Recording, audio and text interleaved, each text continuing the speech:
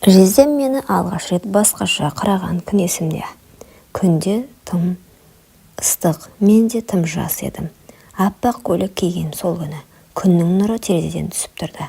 Көйлек жұқа еді, тым жұқа. Төменнен кигенде көйлегім көкіректі толық жаппады. Жездем үндемеді, бірақ көз қараса мені жалаңаш тәнімді бүкіл ақтарып шыққандай болды. Ол күні әпкем түнгі аусымда қалған. Үйде екеуміз ғана едік. Мен ішкілік ішпеген, бірақ жүрегім мас еді. Жездем ваннадан енді шыққан, беліне оралған ғана сүлгі. Тамшы су иығынан баяу сырғап кеудесіне қарай түсті. Мен көзімді тайдыра алмадым. «Не болды, балдыз?» деді ол жымиып. Даусы салқын, бірақ көзі жалын еді. «Көйлек» дедім. «Иә, аппақ екен». Ол жақындады. Мен бір қадам шегіндім. Арамызда ешкім жоқ, ештеңе де жоқ, тек тынымсыз ауыр. «Осылай үнемі ашық жүресің бе?» деді.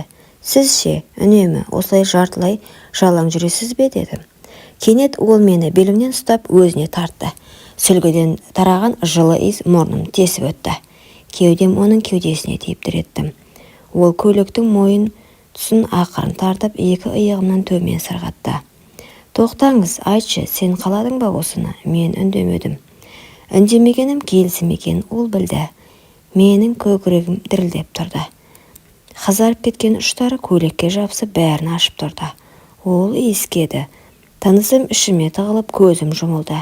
Тәнім алғаш рет ер адамның қолына мұнша шөлдеп тұрғанын сездім. Оның алақаны менің белімде тұрғанда мен бүкіл санам сөнгендей болды. Көйлек баяғыда жерге түскен. Мен оны киіп тұрмын деп ойласам да, ол баяғыда шешілген екен. Жездемнің ерні мойнымды іздей бастады. Бір қолы иығымнан сырғып арқама барды, ал екінші қолы белімнің төмен тұсына баяу ойнап тұр. «Бір-ақ рет», деді ол сыбырлап. «Тек осы түн. Мен басымды изедім бе жоқ па білмеймін. Тек кеудемде дүрс-дүрс етіп соққан жүрекпен көзімде еріксіз келген жас, кінә мен құмарлықтың арасында шекараны сызып тұрды. Ол мені ақырын төсекке жатқызды. Төсек сықыр етті, аузыма сөз келмеді. Көйлегімнің жұп-жұқа матасы оның алақанының ыстығын жасыра алмады. Ол мені қалап тұрды, ал мен әлдеқашан беріліп болғам. Жалаңаш тәнімен жатып, жездемнің иісін жұтып, құмарлықтың отына тұтанып жатқанымды білгенде, ұяттан емес, қалауымнан дірілдедім. «Сен тым тәттісің», деді ол. «Апам білсе, ше, білмейді». Ол мені итермеді. Әр қимылы ішімде ұят пен ләззаттың күресін бастады. Сол түні мен алғаш рет өзімді әйел сезіндім. Жезделік емес, ер адамның құштарлығынан, тәртіп емес, құмарлықтың заңымен. Таң атқанда оның иығында ұйықтап жатыр екенмін. Терезеден сыза түсе бастаған түнгі құмарлықтың лебі баяу басылып шындық иығымнан түсті. Ол ұйықтап жатқан, ал мен ояумын. Кеудемде біртүрлі тыныштық, айғай жоқ, үрей жоқ. «Мен не істедім?» деген бір ой келді. Бірақ өкінемеш, таңырқау. Мен өзімді жек көргім келді, бірақ жек көре алмадым. Ол менің жездем. Мен әпкемнің сіңлісімін. Бірақ түнде ол мені әйелім деп атады. «Көзім тек сені көргісі келеді» деді. Сол сәтте мен бәрін ұмыттым. Әпкемді де, үйді де, тәрбиені де. Тек мен әйел болып, ер адамға толық берілген сәтімді ғана ойлап жаттым. «Түнгісін айтқан сөздерің есіңде ме?» деді ол, ақырын иығынан түртіп. «Есімде» дедім. Бірақ шын айттым. Мен үндемедім. Аяғымда әлі де оның алақанының табы бар сияқты. Кеудемде оның демі, жанымда тыйым. Бірақ жүрегімде сол бір түнгі әйелдік бақыт қана қалды. Сол түннен кейін бәрі өзгеріп кетті. Бірақ тек мен үшін.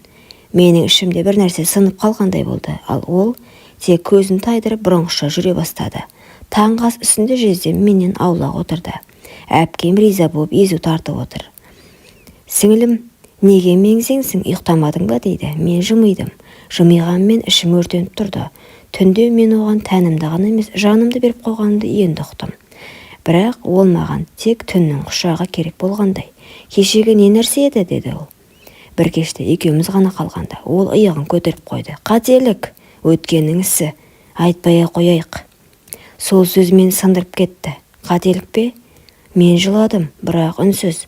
Қасындағы әйел болғым келді, бірақ ол тек құшағында қыз болуымды ғана қалаған сияқты.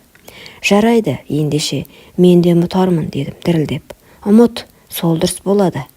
Бірақ мен ұмыта алмадым. Сол түні ғана өзімді толық әйел сезінген едім, ал бүгін жай ғана алданған сіңілі екенмін. Жездем мені ұмытып кеткен шығар деп ойладым. Күндер өтті, ол маған салқын. Мен де барынша сыр бермей жүрдім. Бірақ бір күні әпкем түнгі ауысымға кетті. Ал мен ас үйде ыдыс жуып жатқанмын. Ол келді. Қолыңды қатты жарақаттап алыпсың ғой деді. Сол кезде мен саусағымнан аққан қызыл ізді байқадым. Неге байқамадым деп өзіме таңғалдым. Бірақ ол қолымды алды, ақырын сүйді. Жаным ауырса да менің жүрегім сыздайды деді. Бір сәтте жүрегім тоқтап қалғандай болды.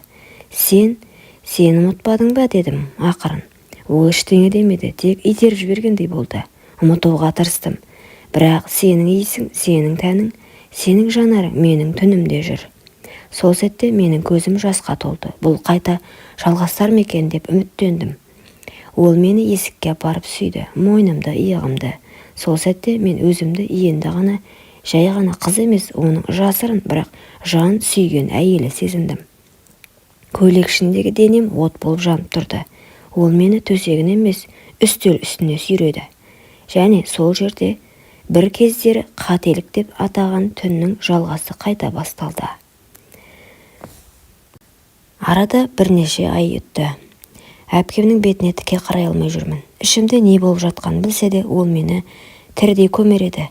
Бірақ мен де тірі өлікке айналып бара жатқандаймын. Бүгін таңертең жүрегім айнып құсып жібердім. Басым айналып бір сәт еденге отыра кеттім. Әпкем уайымдап клиникаға алып барды. Аяғым ауыр, бірақ бұл ең қорқыныштысы емес. Мен баланың әкесі кім екенін нақты білген сияқтымын. Себебі соңғы рет ол менің жаныма түннің бір уағында келіп еді.